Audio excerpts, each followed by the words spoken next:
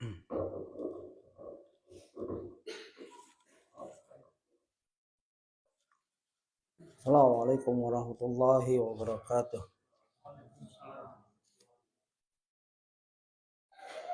Innal hamdalillah nahmadu wa nasta'inu wa nastaghfiruh wa na'udzu billahi min shururi anfusina wa min sayyiati a'malina. May yahdihillahu fala mudilla lahu wa may yudlil fala hadiya lahu.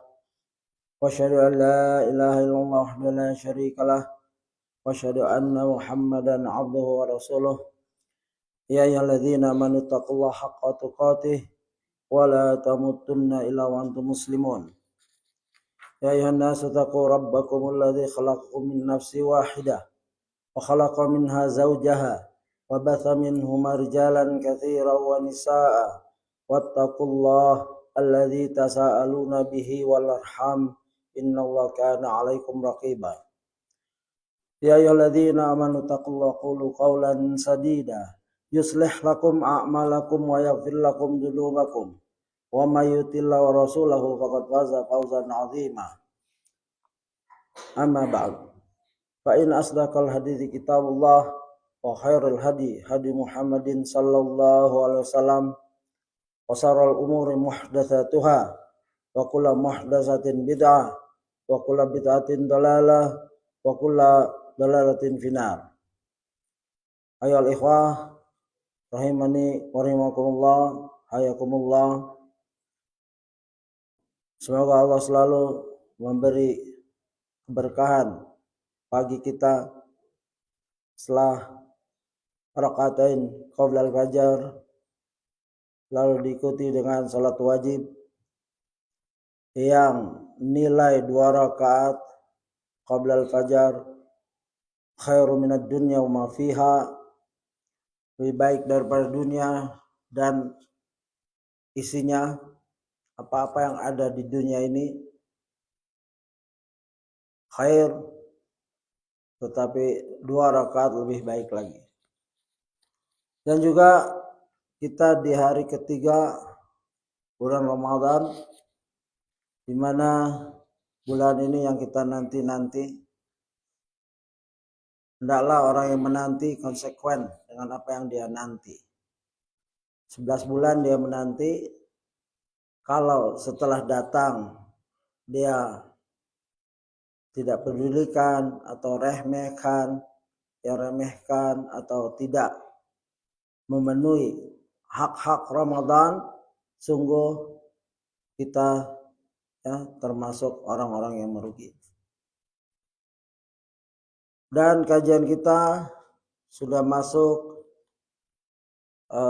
halaman 449. Bagi yang punya aplikasinya silahkan dilihat. Di mana perjalanan kajian ini semuanya berbicara tentang seorang Rasul yang menerima wahyu yang aslinya manusia biasa. Beliau lelah, ada pernah merasa khawatir, bahkan merasa orang yang mempunyai gangguan jiwa. Di ayat-ayat pertama Al-Quran turun, dan ini diabadikan semua. Dan kita akan bahas lagi nanti. Beliau sallallahu alaihi wasallam adalah uswatun hasanah. Laqad kana fi Rasulillahi uswatun hasanah. Contoh fenomenal yang harus ditiru oleh siapa saja. Role model. Di mana tiada celah sedikit pun dari ujung kaki sampai rambut celah atau kelemahan. Dan tidak ada sedikit pun celah dari segi akhlak, dari baru lahir sampai wafat. Bahkan beliau ditulis sebelum lahir lagi, ribuan tahun sebelum lahir, di Taurat dan Injil. Bahkan bukan beliau saja sallallahu alaihi wasallam, sahabat-sahabatnya juga ditulis di Taurat dan Injil.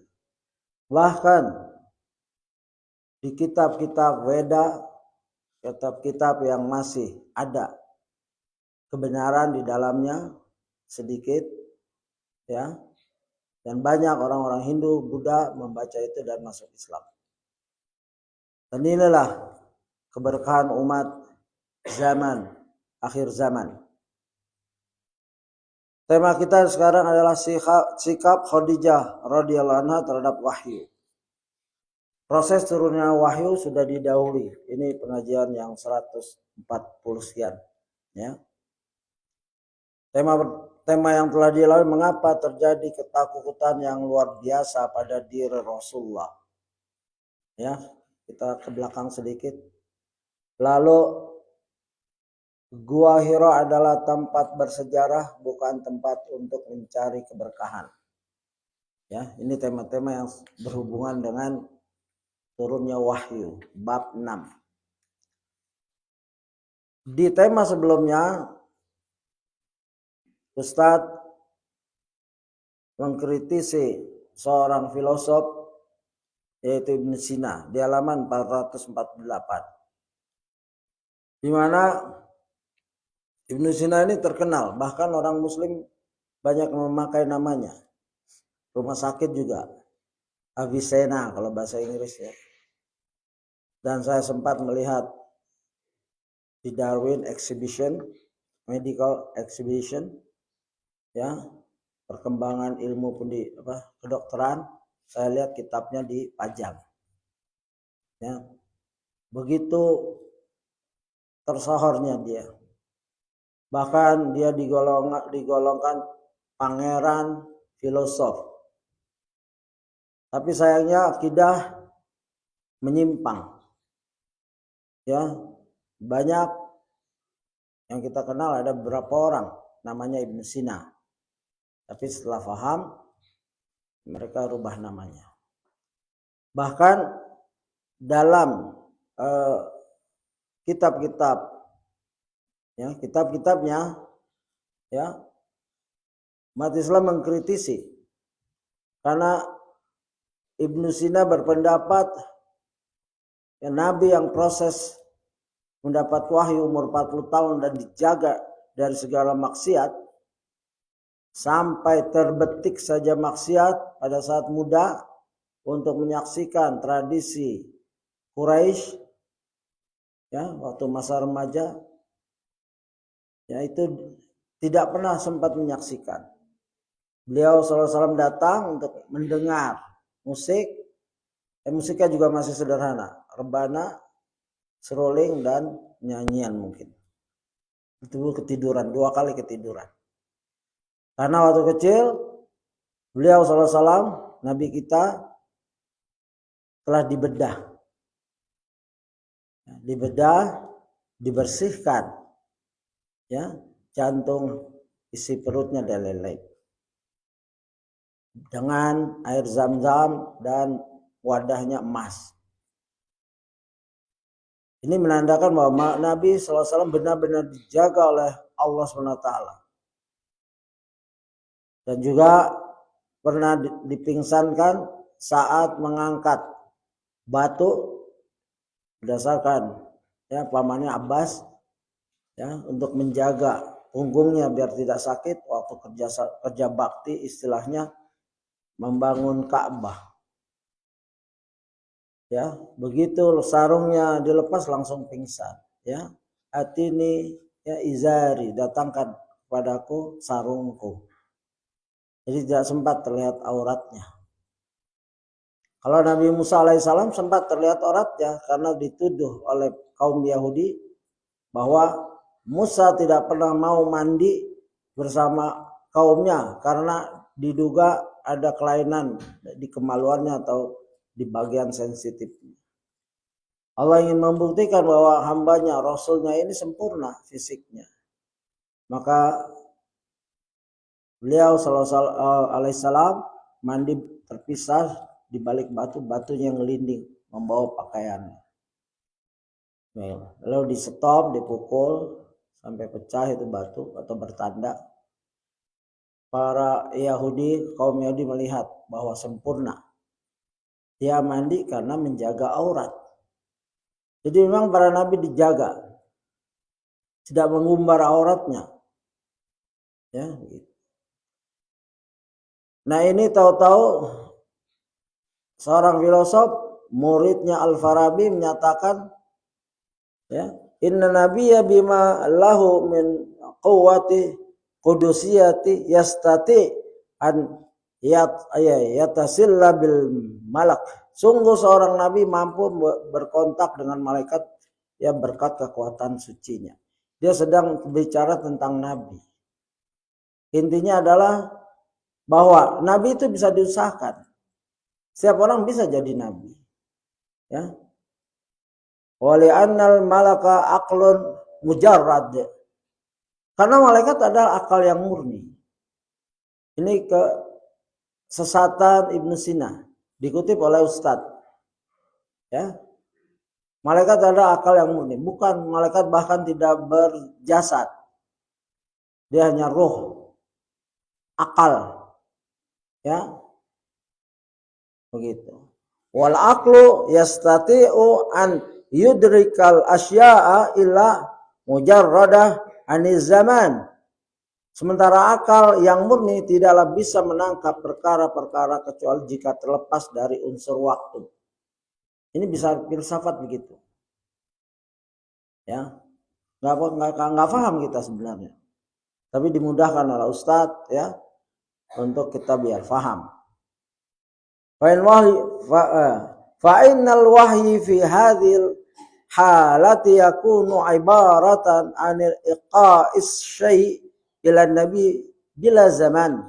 Maka berarti wahyu adalah ibarat penyampaian suatu kepada seorang nabi tanpa keterkaitan dengan unsur waktu. Nanti kita bandingkan betapa mudahnya sejarah Islam. Ya, bukan pakai akal pikiran. Nah, kalau ini beragama dengan akal pikiran, akal.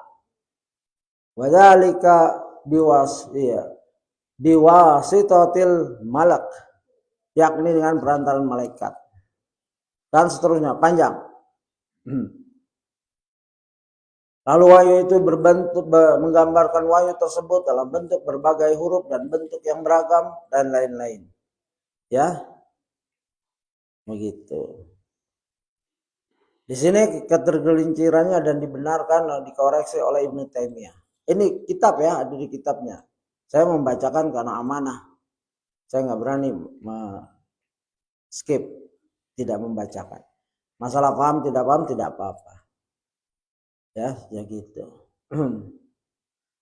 Nah, dibahas oleh Ibnu Taimiyah. Ya.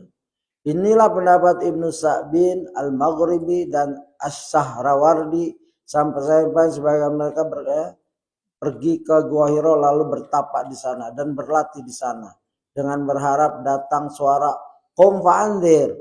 Orang-orang yang berpaham gini bahwa Nabi bisa seseorang dengan akal yang tinggi ya bisa jadi Nabi.